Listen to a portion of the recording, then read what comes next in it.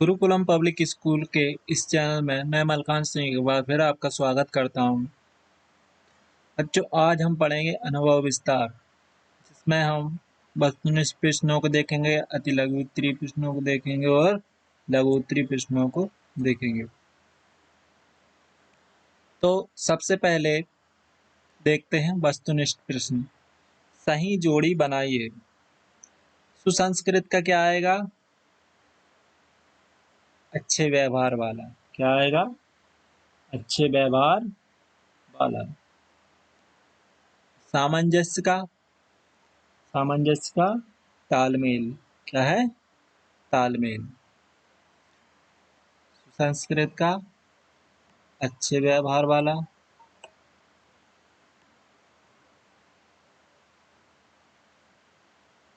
संस्कृत का अच्छे व्यवहार वाला। सामंजस्य का तालमेल। दंभ का अभिमान। आचरण का वैभव। ठीक है। अब खा दिए गए विकल्पों से रिक्त स्थान की पूर्ति कीजिए। दीन याचक होता है जबकि विनम्र दाता होता है। विनम्र क्या होता है? दाता। उसके बाद खालिस्तान चरित्र का सद्गुण है। क्या है चरित्र का सद्गुण? विनम्रता। क्या है? विनम्रता चरित्र का सद्गुण है। अब यदि हमारे लिए कोई कष्ट उठाकर काम करता है तो हमें उसके प्रति प्रकट करना चाहिए क्या? कृतज्ञता या कृतज्ञता? क्या प्रकट करना चाहिए? कृतज्ञता प्रकट करनी चाहिए। विनम्रता खालिस्तान की पोषक है। किसकी? जीवांतता की। किसकी पोषक है? जीवांतता की पोषक है। अब आगे हैं लघु अति लघु उत्तरीय प्रश्न।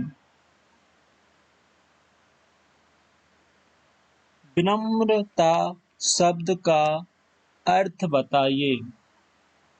विनम्रता शब्द का अर्थ बताइए। विनम्रता शब्द का अर्थ क्या है?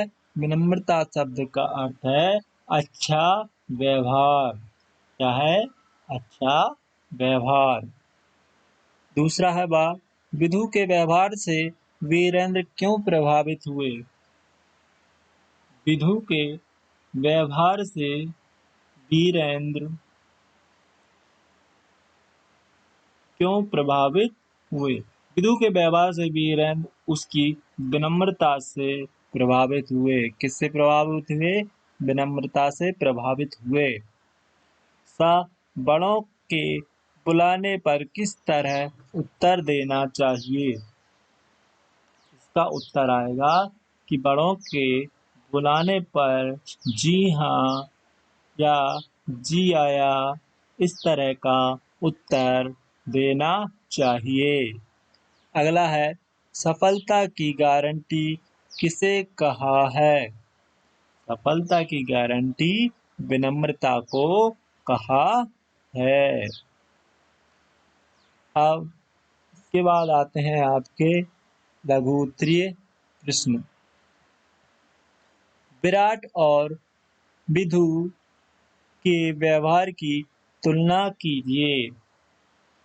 विराट और विधु के व्यवहार की तुलना कीजिए। देखिए, विराट और विधु के व्यवहार एक दूसरे के विपरीत हैं। विराट के व्यवहार में शिष्टता और विनम्रता नहीं है, वह दंभी है, इसलिए वह प्रशंसा का पात्र नहीं है। इसके विपरीत विधु के व्यवहार में शिष्टता और विनम्रता है, वह दंभी नहीं है। अपने इस सद्गुण के कारण वह प्रशंसनीय है। अब आता है विनम्र व्यक्ति की पहचान कैसे होती है? तो विनम्र व्यक्ति की पहचान उसके सद्व्यवहार से होती है।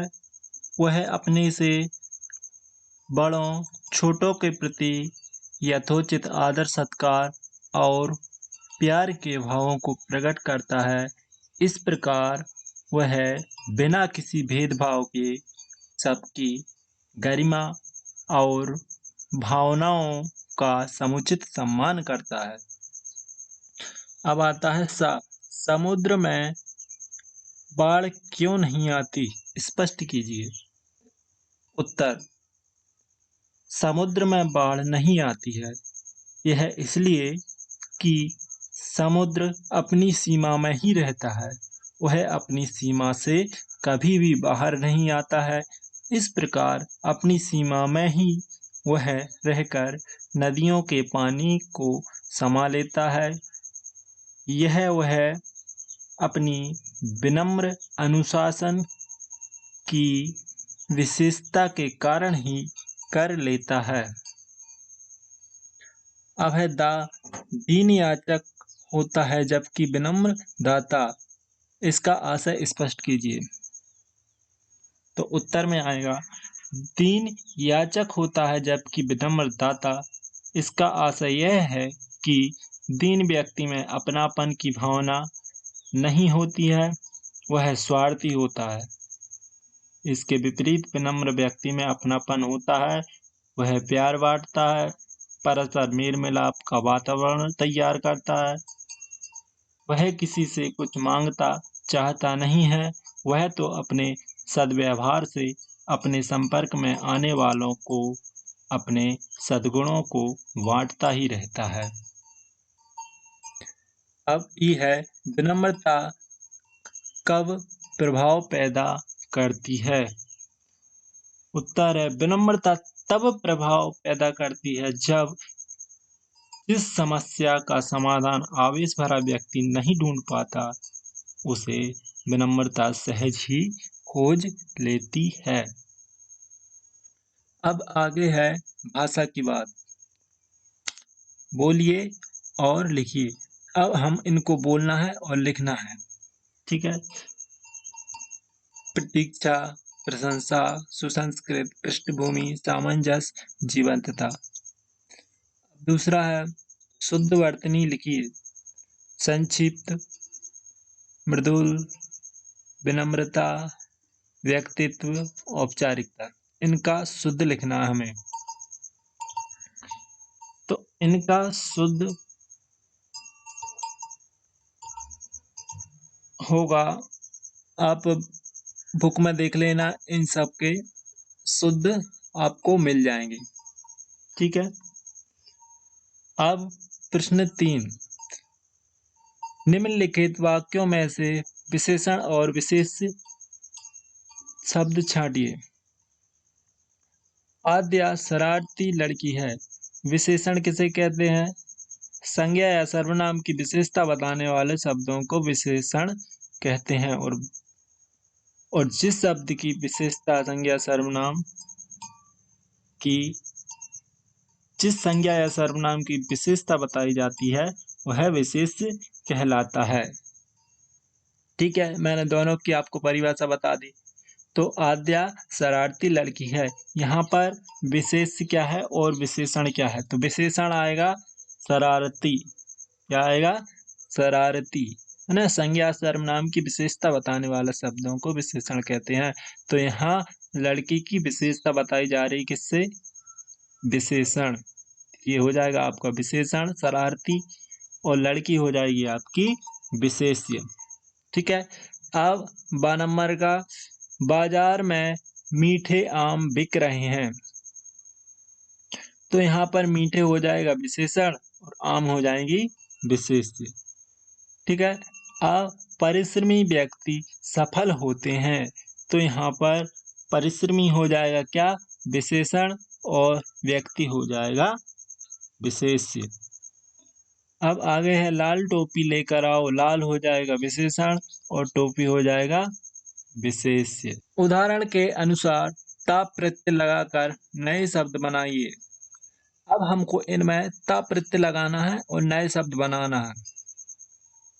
विनम्र और ता विनम्रता, शिष्ट और ता शिष्टता, कृतज्ञ और ता प्रत्यय लगाएंगे तो कृतज्ञता, सहज ता प्रत्यय लगाएंगे तो सहजता, आतुर ता प्रत्यय लगाएंगे तो आतुरता।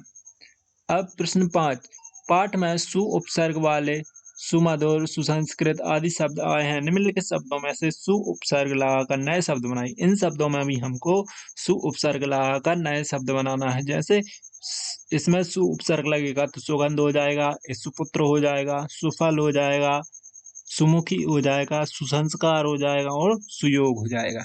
ठीक है। अब निम्नलिखित शब्दों को उनके उचित विलोम से रेखा खींचकर मिलाइए। उचित विलोम यानी जो आपका इसका विलोम आएगा उससे हमको विपरीत आएगा, यानी तो उससे हमको रेखा खींचकर मिलाना है। जैसे उचित का क्या आ जाएगा? उचित का आएगा आपका अनुचित, ये औपचारिक का अनौपचारिक,